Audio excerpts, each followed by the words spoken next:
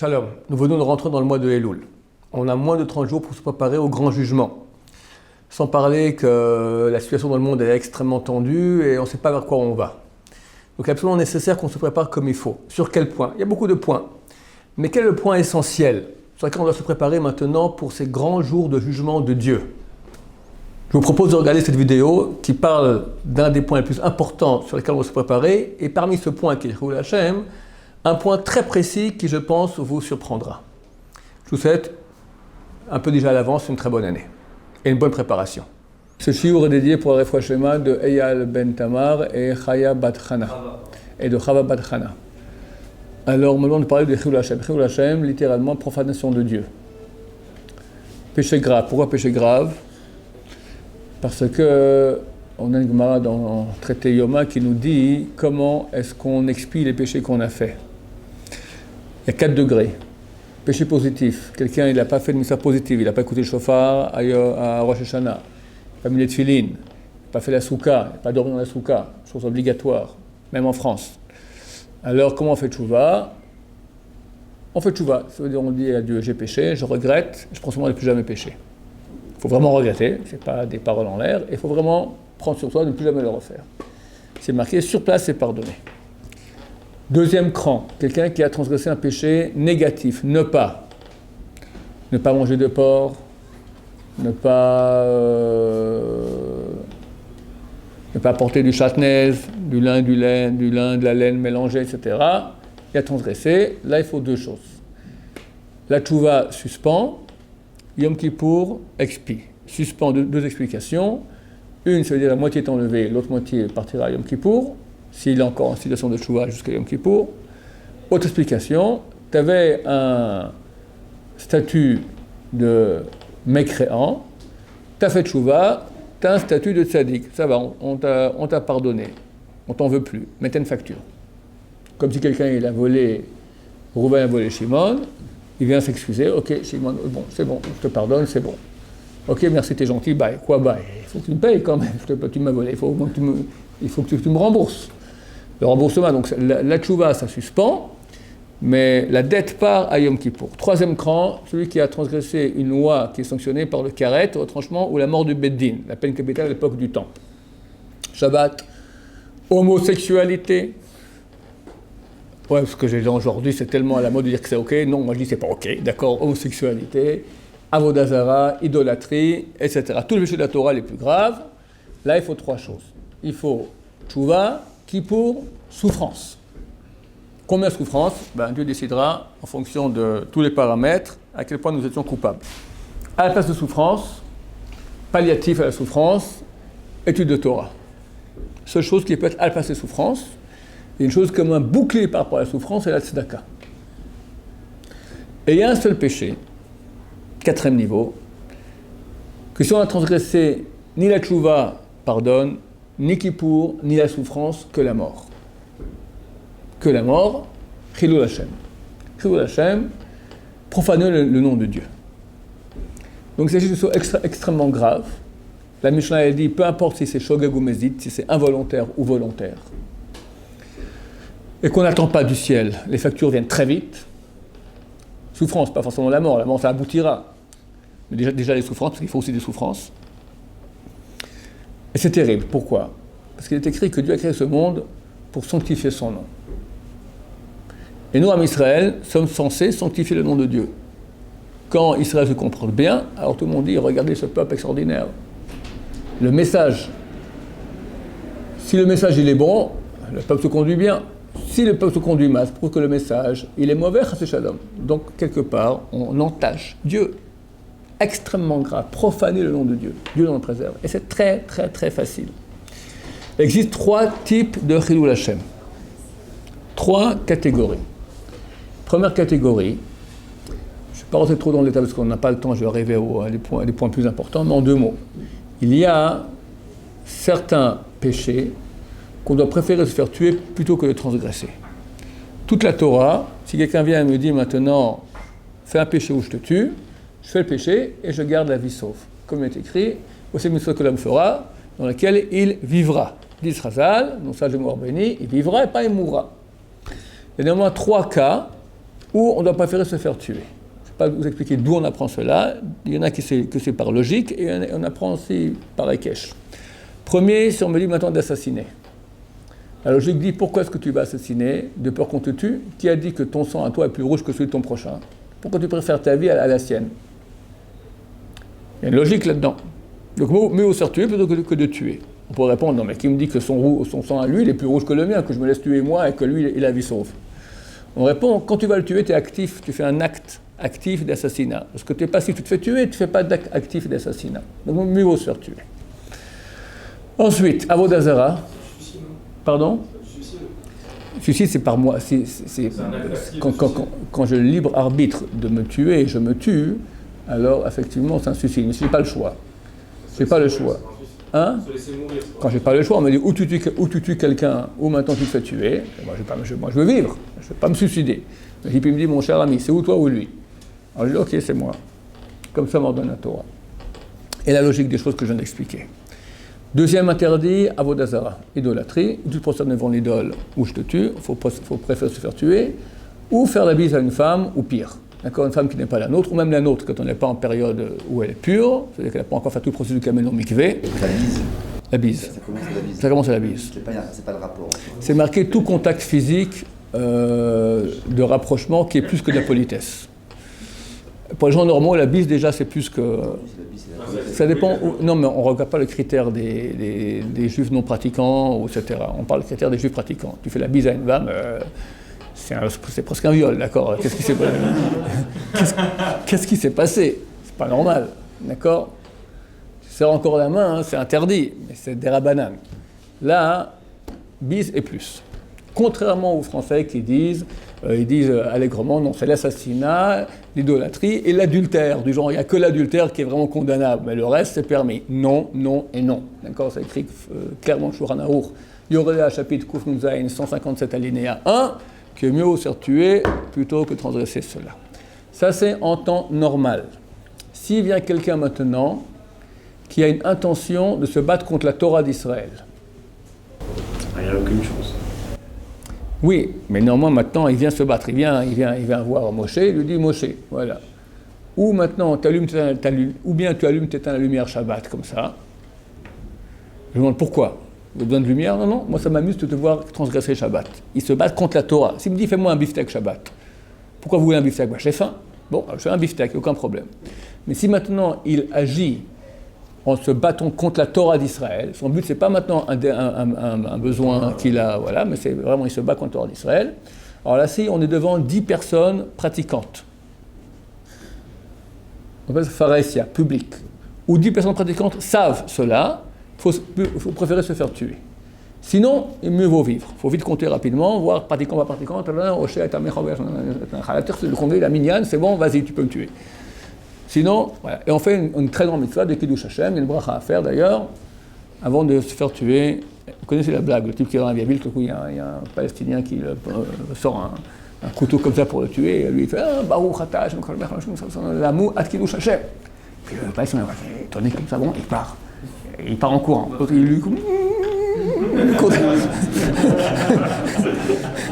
bracha le batala, pas faire une... Je fais la bracha, pas faire une bracha, on va. Mais du coup, c'est vraiment comme ça, c'est-à-dire si quelqu'un... Non, c'est pas comme ça, c'est pas comme ça.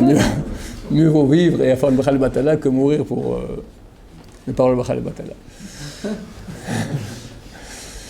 Troisième cas, si c'est pas un homme, une puissance conquérante, ou que nous sommes en exil dans le cadre d'un pays, et le pays veut se battre contre la communauté juive dans sa totalité, et interdit de pratiquer une mitzvah ou toutes les mitzvahs de la Torah. Du temps des Grecs, interdiction de faire la Brit Mila, interdiction de faire le Shabbat, n'importe quoi, tu te trouves en Russie totalitaire, dans tous les cas où on t'empêche de faire la Torah, pardon ? En Allemagne nazie, absolument. Dans ces cas-là, même pour une coutume juive, qui n'a aucune incidence ilchatique, c'est une coutume juive. La Gemara, elle dit, un théor du Shulchan Aruch, porter un lacet juif. D'accord? Il y avait des lacets noirs, je crois que les juifs portaient des noirs et les goïms des lacets rouges. Lui, il dit, porte un lacet rouge. C'est pas un mitzvah de la Torah, ne pas porter un lacet rouge, c'est une coutume. Mieux vaut se faire tuer. Toute autre raison pour n'importe quelle mitzvah ou interdit de la Torah. Ça, c'est la première catégorie de Chilul Hashem. Deuxième catégorie de Chilul Hashem, si on transgresse un péché sans aucune pulsion physique qui m'y pousse. Par exemple, je peux maintenant manger un chocolat kasher, un chocolat pas kasher. Les deux ont le même prix, les deux ont le même goût. Et moi, ou bien exprès, je prends le non kasher rien que pour montrer que j'en ai rien à faire, ou ça m'est égal. Pour moi, c'est des bêtises. Parce que là, j'ai profané, j'ai rendu profane la parole de Dieu. Je sais que c'est pas kasher. Je sais que la Torah de Dieu dit que non. Mais moi, j'en ai rien à faire. Pour moi, ça n'a aucune valeur. Donc, je l'ai profané. Elle était sacrée. C'est quoi? Kadosh, c'est au-dessus. C'est au-dessus de tout, sacré. J'ai rendu comme, moi, pas de problème. Même tout seul dans sa chambre.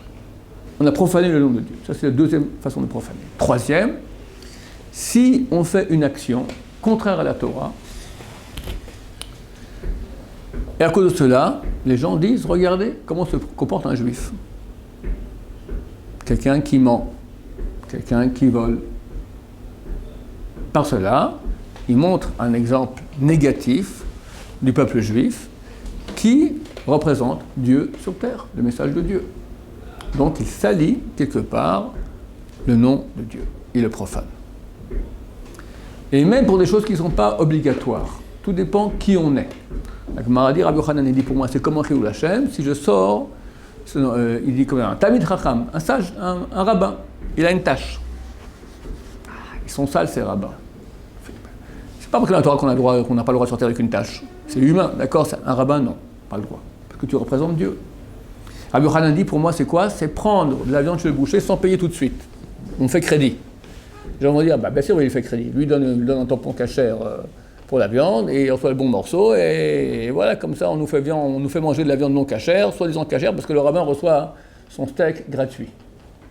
Ou bien dire, Rabbi Yochanan aussi, pour moi, c'est quoi? Sortir, faire 4 pas à l'extérieur sans tefilin. Nous, aujourd'hui, on a tous sans tefilin. À l'époque, pour un grand sage d'Israël, on ne peut pas aller sans tefilin à l'extérieur. Donc, tout dépend au niveau où tu te trouves. Et là, j'en profite, messieurs, pour faire une petite parenthèse. Tu as compris les 3 catégories? Je profite pour faire une petite grande parenthèse sur un sujet absolument actuel et terrible.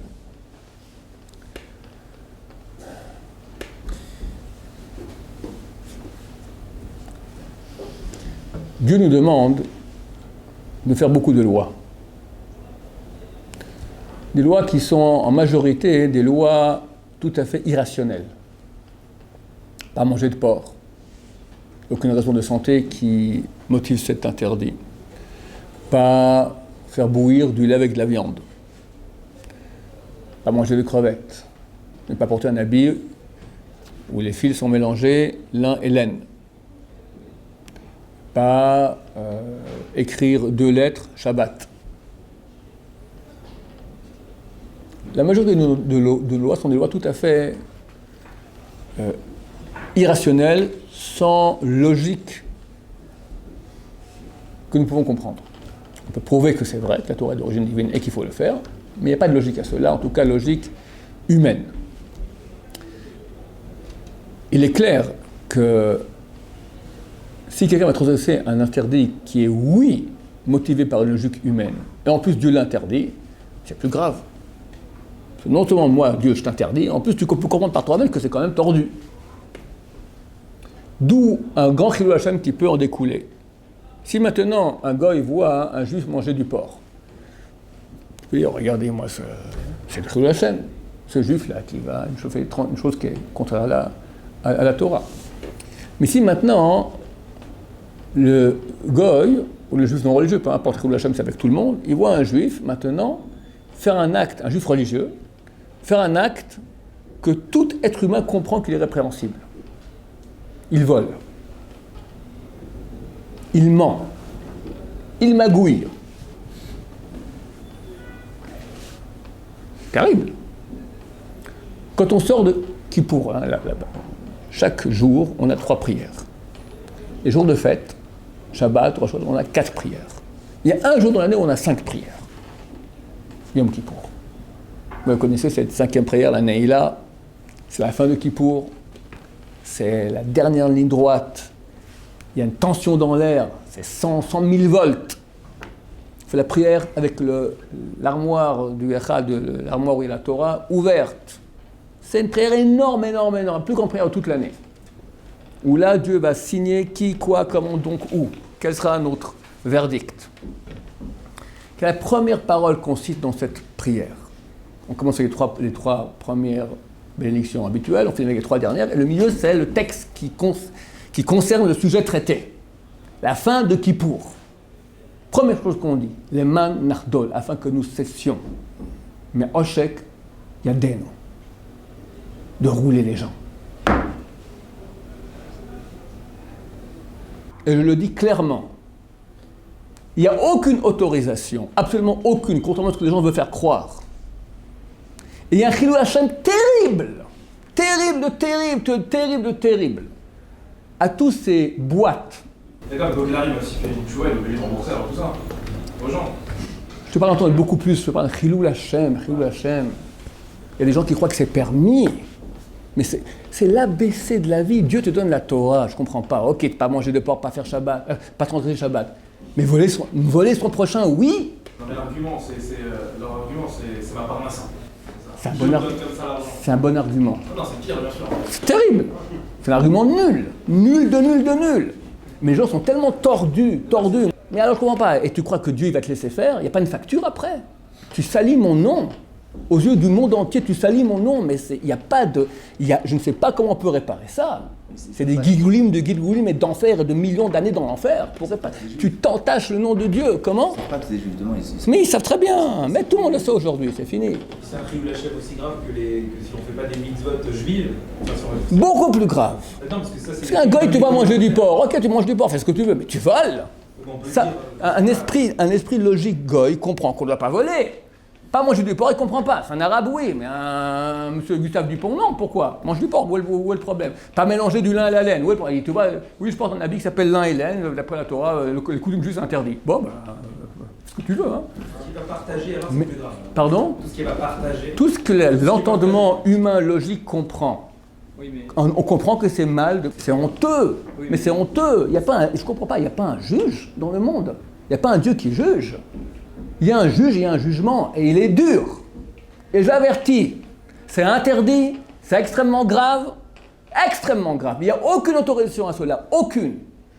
Et c'est honteux que je dois parler d'une chose pareille. Ne volez pas. Ne volez pas. On ne doit pas voler, on est arrivé à ce niveau-là.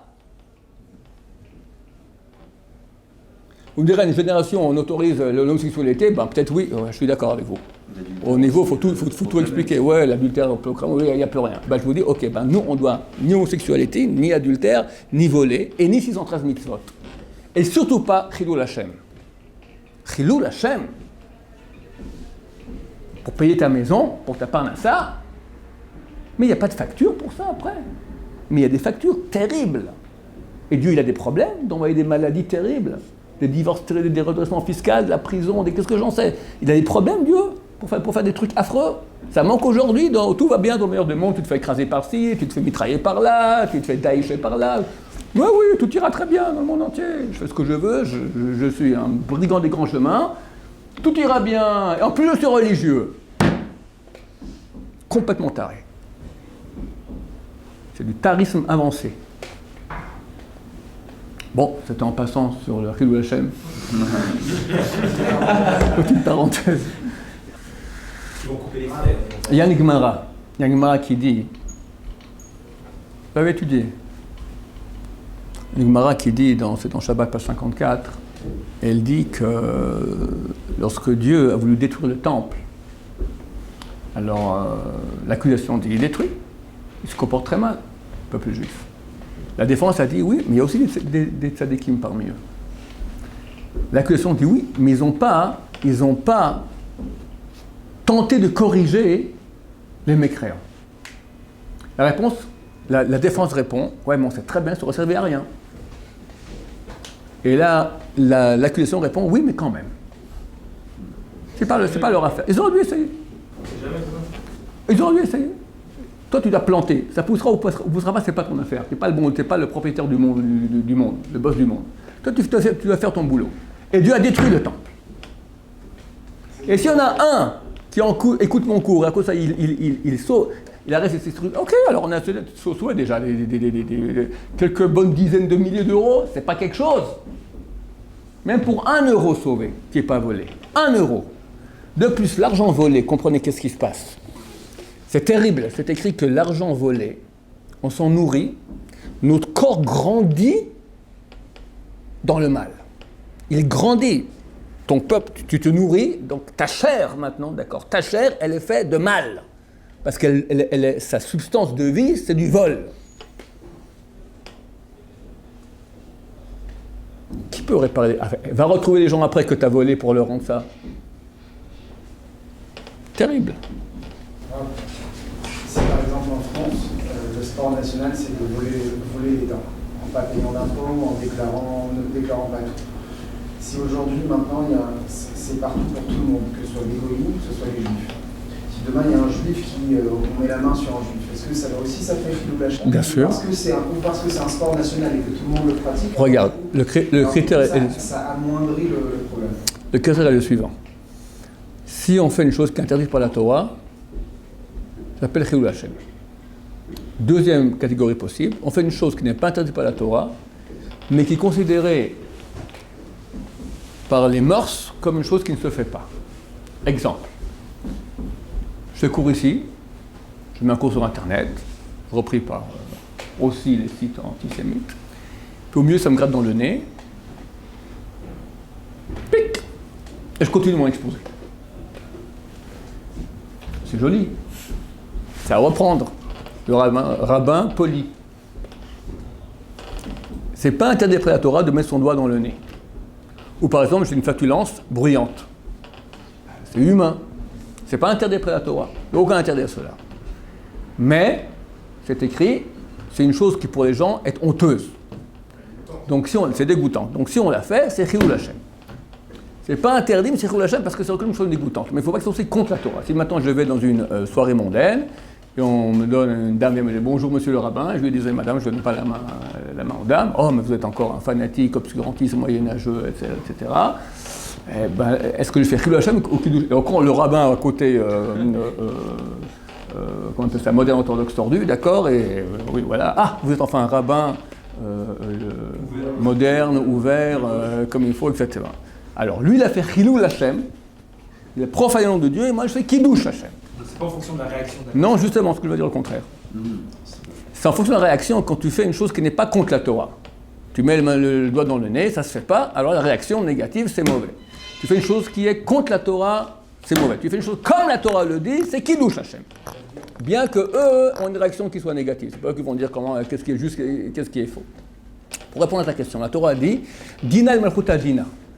La loi d'un pays est la foi de loi. Point barre. Donc quelqu'un maintenant qui roule l'État, il fait un interdit après la Torah. Voilà, c'est tout.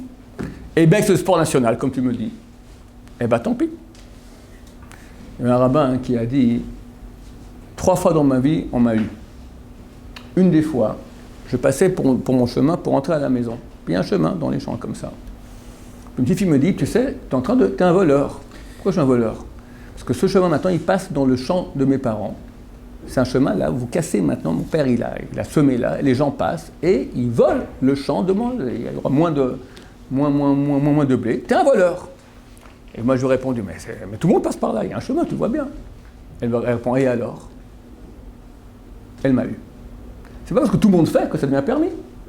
Ça reste, au contraire, à nous d'être une lumière pour les peuples, montrer que pour vous le faites, nous, non. Il n'y a pas de... On doit sanctifier le nom de Dieu. Comment je sanctifie le nom de Dieu? Parce que je fais ma prière avec Havana, parce que je fais un Shabbat comme il faut bien, ou quand quelqu'un vient me donne de l'argent, il sait qu'il n'y a pas un millième de millimètre d'euro qui va disparaître. Mon oui, c'est un oui honnête. Mon non, c'est un non honnête. Je suis droit. Je vends un article, c'est complètement juste droit comme il faut. Il n'y a pas de magouille, c'est complètement droit. On peut faire confiance. On voit un juif, on fait confiance à lui. Combien de Kiddush Hashem il y aura dans le monde? Aujourd'hui, quand tu dis ce sport national dans le monde, imagine qu'on est maintenant un peuple, on sait eux, 100%, il n'y a aucun problème. Bon, je rêve, parce que tu as des tordus qui vont profiter de cela. Et il y en a qui profitent. Est-ce qu'un Kiddush Hashem, ça contrebalance un... Oui. Rabbeinu Yonah, le Rambam dit qu'il n'y a rien qui peut réparer à part la mort. Rabbeinu Yonah il dit oui, le Kiddush Hashem. Sanctifier le nom de Dieu. Mais il faut y aller. Hein. Et entre juifs, on peut se faire du Chilul Hashem? Bien sûr. Bien sûr. Tu roules en voiture et tu fais une manœuvre qui n'est pas permise après la loi. Là, ce matin, on était avec le Rabbi Chaim. On arrive à un endroit en ville. Il y a 3 mètres. Il y a une route, il y a un feu rouge, un croissant, puis ça va sur le côté. Là, il y a une petite rue de 3 mètres avec un feu rouge. Il n'y a personne à gauche, personne à droite. Il y a des gens en face qui attendent. Tu vas passer, tu passes au rouge. Franchement, il n'y a ni à gauche ni à droite. Mais tu es un religieux qui passe au rouge. C'est du Chilul Hashem, alors t'attends. Tu fais la mitzvah de Kiddush Hashem. Tu fais une manœuvre, tu doubles par la droite, qu'est-ce que j'en sais? N'importe quoi, en voiture aujourd'hui, les gens c'est des sauvages.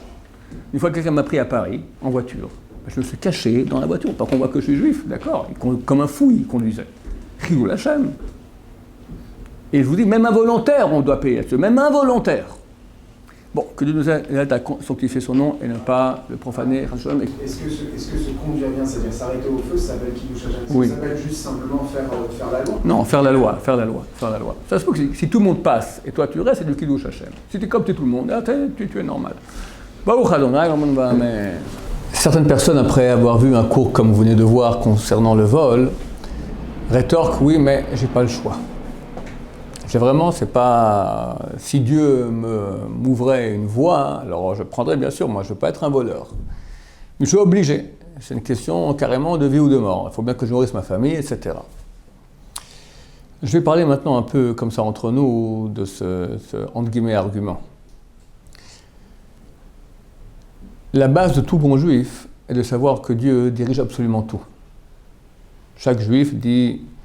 censé dire 2 fois par jour, Shema Israël, écoute Israël, Hashem Elokeinu, l'Éternel est notre Dieu, l'Éternel est un. Un, ça veut dire qu'il est le roi de tout, il maîtrise tout. Et il est impossible que Dieu me dise dans sa Torah, tu ne voleras point, et me mettre dans une situation où je dois voler. Ça veut dire qu'il existe toujours une porte de sortie. D'après la Torah, je crois que je l'ai cité durant le cours, on ne peut jamais voler. Même si quelqu'un maintenant risque de perdre toute sa fortune, et pas une petite fortune, une grande fortune, il ne reste plus rien, il n'est pas assuré, il ne reste plus que le slip, eh bien il n'a pas le droit de transgresser l'interdit de vol, même l'interdit des rabbanan, beaucoup moins grave que le vol. Donc pour forte raison, le vol qui est un interdit extrêmement grave. Donc Dieu gère le monde, me met dans ce monde, dans une situation qu'il a voulu, qu'il a décrétée, et me demande ne vole pas. Il veut que je meure de faim? Non. Il veut que je trouve la solution. Elle existe. D'abord, il y a la confiance en Dieu. On va regarder cela à deux niveaux. Il y a le niveau d'abord religieux, puis après, pratiquement, comment on peut se débrouiller un peu mieux que de faire du vol. Au niveau religieux, il y a la foi en Dieu, que Dieu dirige tout. Et que je n'ai pas à essayer d'obtenir de l'argent que Dieu ne veut pas me donner, en contournant Dieu. Ça n'existe pas contourner Dieu. Il gère tout, il voit tout. On ne peut pas faire de la magouille et croire que je vais avoir de l'argent. De toute façon, c'est de quoi malhonnête. Contrairement au désir de Dieu, il est écrit qu'il n'y a pas, personne ne peut me prendre un seul sou qui me revient. Tout l'argent qui me reviendra. Dans la question, est-ce que je vais le gagner honnêtement ou en volant, en magouillant, en mentant?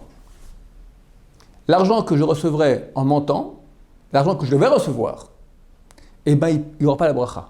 Il va partir à la fin. À la fin, je vais perdre beaucoup plus que si je vais aller droit. C'est bien clair, dans toute la vie, il faut savoir. Dieu nous met des épreuves. Si on croit qu'on pourra contourner l'épreuve, aller contre Dieu et mieux réussir, eh bien, on se met le doigt dans l'œil très très profondément. À la fin, peut-être ça ira bien au début, mais à la fin, quand on va contre Dieu, ça ne paye pas. C'est lui le boss, c'est lui le maître de tout. Tu veux l'avoir à lui, c'est puéril. Quand on va contre Dieu, à la fin, ça ne paye pas. Quand on va avec Dieu, au début, c'est dur. Et il y a des épreuves. Et c'est pour ça qu'on est ici sur Terre. C'est ça le but. Dieu veut qu'on fasse sa Torah, mais pas toujours facilement, avec difficulté. Et c'est là tout autre mérite. Si on la faisait facilement, on n'aurait aucun mérite. Quand Machar viendra bientôt, il n'y aura plus de mérite à faire la Torah. Tout le monde la fera. Alors, C'est maintenant qu'on sait dur, on a l'impression qu'il n'y a pas de solution. Néanmoins, on a une foi inébranlable, on fait ce que Dieu nous dit, on ne bouge pas d'un iota. Là, on gagne l'épreuve et on gagne tout ce qu'on aurait dû avoir comme argent. On l'aura, non seulement on aura l'argent, il sera béni, il ne va pas partir bêtement dans des maladies ou des dentistes ou autre chose. Et en plus, on gagne un Olam Haba extraordinaire, on a gagné l'épreuve. Celui qui va contre Dieu à la fin, ça ne paye pas. Celui qui va avec Dieu, ça paye. Donc allez avec Dieu. C'est dur, c'est vrai, mais à la fin, ça paye. De plus, quand on a la Emouna, quand on a une foi en Dieu, eh bien ça paye même plus que normal. Parce que quand Dieu voit qu'on se remet complètement à lui, et que du point de vue matériel, sincèrement, c'est très difficile, mais j'ai eu compté sur toi et je n'ai pas bougé ce que tu m'as dit, alors Dieu va nous aider encore plus. Il va nous donner beaucoup de bracha, beaucoup plus que ce qu'on a reçu, même en normal, sans cette épreuve-là.